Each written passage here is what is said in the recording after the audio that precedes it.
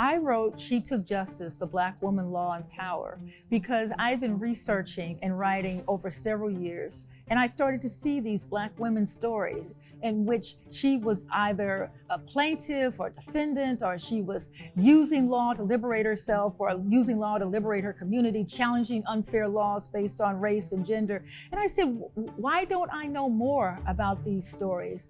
And the more I researched, the more I saw that it began hundreds of years ago. In each of these cases, I saw time and time again women who defied the odds, who said, I don't care what your law says, I am a full human being.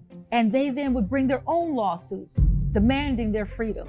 They would also challenge the laws themselves, or they would say, I know what the criminal consequences are. I know that they could be beaten, they could be jailed, they could be killed. And yet they decided that they would press forward.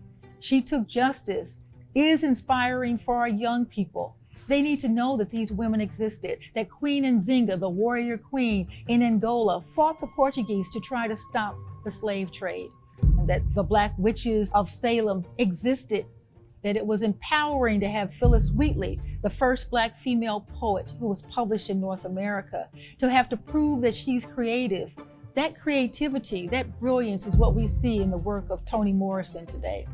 Once we know the full rounded version of American history, we have a better understanding of ourselves. And we're seeing Judge Ketanji Brown Jackson, we see Beyonce, we see Michelle Obama, we see Misty Copeland, a prima ballerina. We see these women today, the Williams sisters and so many others. They are part of history. They are the creation from many generations of women. They just happen to have been given the opportunity to shine. Their opportunities, their existence then, is something that we can learn from based on the past, in the present, so that we can make a better future. Each one of us needs to take justice. And in She Took Justice, we see example after example of true stories of women who did just that.